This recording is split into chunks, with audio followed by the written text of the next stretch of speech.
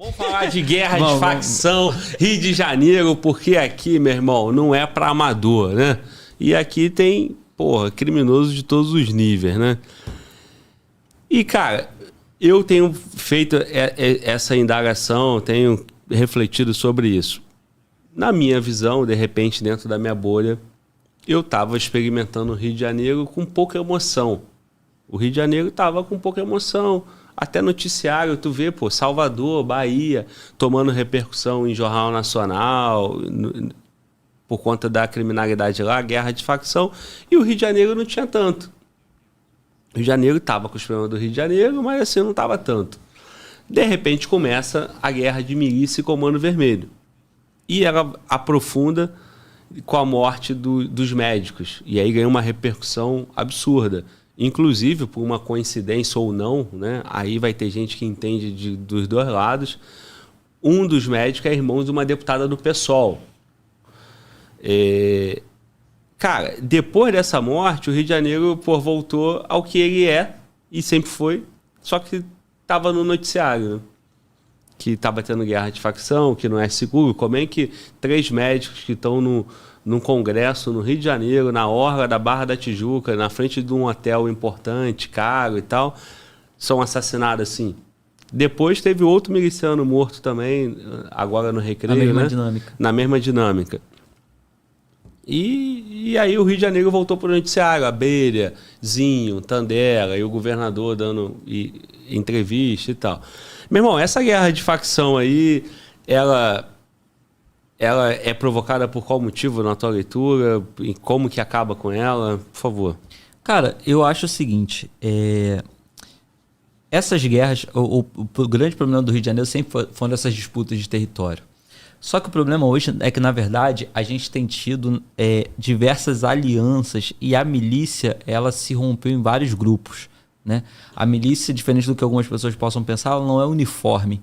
Você tem a milícia do grupo tal, a milícia do grupo B, a milícia do grupo C, e aí tem uma parte dessa milícia que está aliada ao terceiro comando, tem uma parte dessa milícia que é independente e tem até uma parte dessa milícia agora que está se juntando ao Comando Vermelho. E aí, o que está acontecendo? Com a morte e as prisões dos principais milicianos, como é o caso do Eco, como foi o caso do Zinho agora, as disputas pelos territórios que vão sobrando fica cada vez mais acirrada, sabe? E ao mesmo tempo, eu não acho que o Rio de Janeiro estava em paz nesse período. O que a gente estava tendo era um desvio de foco da imprensa para poder dar uma sossegada na situação. Porque o Rio de Janeiro está passando por um momento de diversas crises econômicas, a gente está ainda... não parece, não está tendo atraso de salário de professor, mas é porque o governo do Rio de Janeiro está negociando com o governo federal para manter o ajuste fiscal ali, as dívidas para trás, tanto que a gente está sem concurso para PM desde 2019, desde 2014, na verdade, né? A gente estava sem o concurso só conseguiu sair agora. Uma série de coisas que vem acontecendo que a imprensa vem segurando determinadas notícias ou não repercutindo tanto para não pesar sobre o governo. Eu não acho que o Rio de Janeiro esteve em paz teve uma relativa paz nesse período. Não, só não foi falado. Se você abre o noticiário, você vai fazer uma pesquisa rápida no Google, você vai ver que em pelo menos 13 estações de trem, você tem gente armada. Você tem estações de trem onde os caras estão entrando dentro do trem para vender droga. Vendendo droga, igual o cara vende bala, eles estão vendendo droga dentro da estação de trem. Tudo que eu falo, cara, é só pesquisar no Google. É mesmo? Os caras estão vendendo... 13? 13, pelo menos 13 estações. São quantas no total, assim, só pra ter uma noção? Não sei ao certo, cara. Se é certo, chuta aí umas 50, 60. Menos, cara? Não sei ao certo dizer, mas eu sei que 13 estações, pelo menos, tem tráfico de drogas. Gente armada na estação, cara. Entendeu? E aí o que acontece? Então o Rio de Janeiro não teve em paz. A diferença é que se escolheu noticiar ou não noticiar. É só o momento em que se escolhe noticiar ou não noticiar. E aí quando morre os médicos na Barra não teve como. Não tem como mais não falar. E ainda tem o fato de chamar a atenção por um irmão ser isso. Irmão da deputada. Tanto é que qual é a reação do governo federal? Botar a Força Nacional aqui, mas de maneira inútil, ineficaz. Entendeu? Então, assim, o Rio de Janeiro ele não teve esse momento de paz, o Rio de Janeiro vai continuar essa guerra e a solução para essa guerra não tem. Porque a única forma de solucionar isso é resolvendo o problema da criminalidade. O Estado retomando esses territórios. Só que o Estado já tentou retomar esses territórios com o projeto da OPP. E o que se mostrou é que esse projeto é extremamente falho. Porque não adianta você retomar um território temporariamente e não retomar a mente das pessoas, não retomar o apoio, a confiança da população nas instituições. Porque esse, para mim, é um dos principais problemas. Você acha que as pessoas hoje têm coragem de denunciar um miliciano? Tem coragem de denunciar um traficante?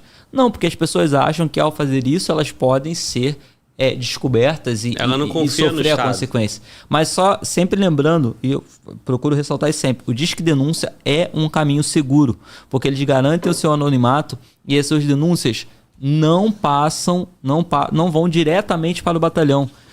O Disque Denúncia é uma espécie de ONG, entendam assim, o Disque Denúncia é uma espécie de ONG que não tem vínculo direto com a polícia, inclusive quase fechou, tá? Por falta de recurso, o Disque Denúncia, porque o Disque Denúncia, por funcionar nesse formato de ONG, ele por muito tempo ele estava dependendo do repasse do governo do Estado. Em algum momento o governo do Estado quase deixou de repassar, o Disque Denúncia quase fechou. Mas denunciem o Disque Denúncia, que as denúncias que são feitas ali funcionam.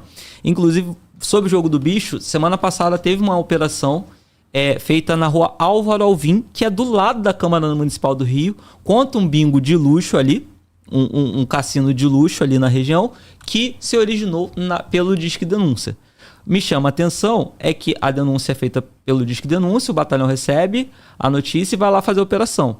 Chega lá, 55 pessoas são detidas. Tinha 55 pessoas jogando, 9 funcionários e só tinha R$ 2.500 nessa história toda. Assim, para mim é um valor muito baixo. Longe de mim tá dizendo que alguém pegou alguma coisa, mas parece que alguma coisa vazou, mas como veio pelo Disque Denúncia, tem que dar uma resposta. E aí, por fim, os funcionários são levados para a delegacia e as máquinas ficam no bingo com o responsável pelo local como depositário fiel. Olha que interessante.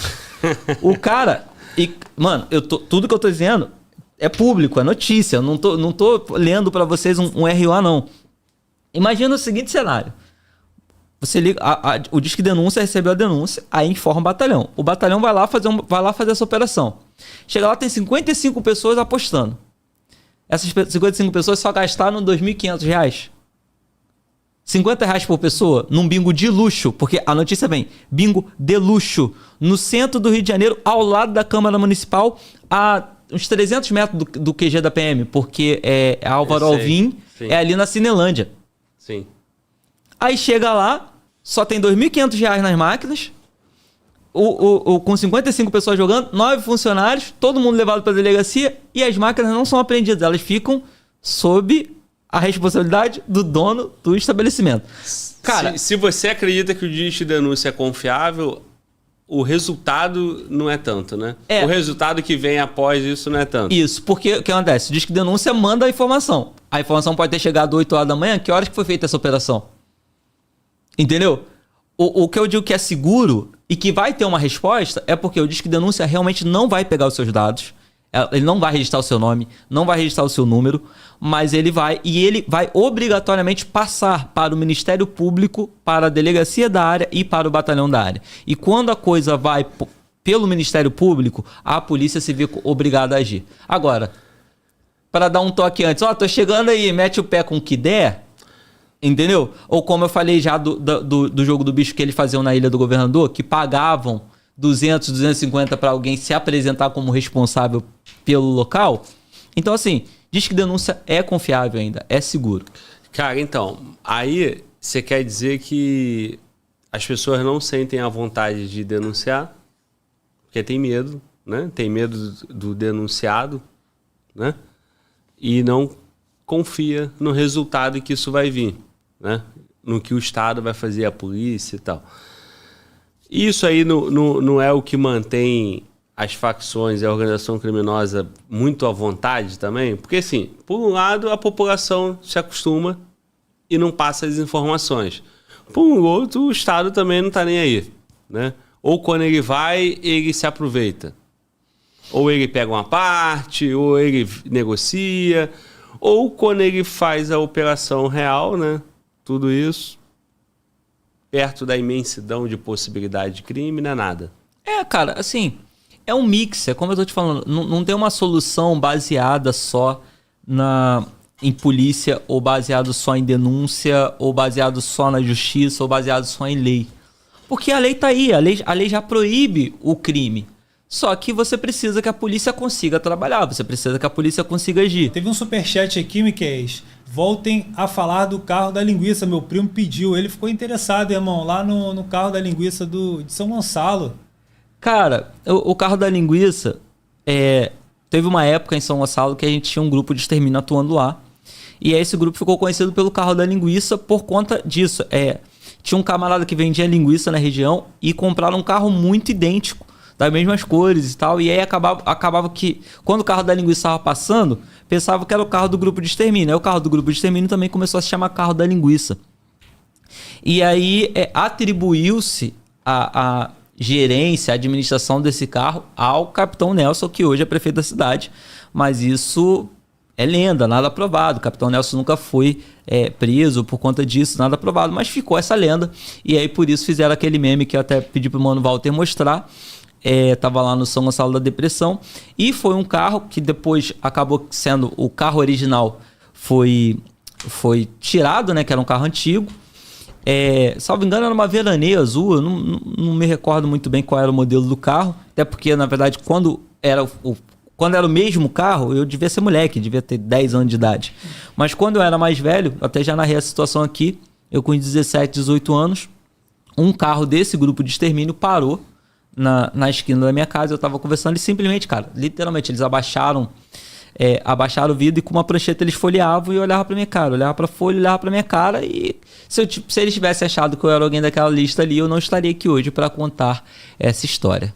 O carro da linguiça era sinistro. E até hoje fica o termo carro da linguiça, embora fosse um carro já diferente. Eu ia falar aqui, acabou você emendando aí a sua fala. Quem morava em São Gonçalo, quem morou em São Gonçalo, já ouviu essa lenda do carro da linguiça aí, a veraneio e tal, e causava um certo pavor, né, na galera, principalmente a molecada, né?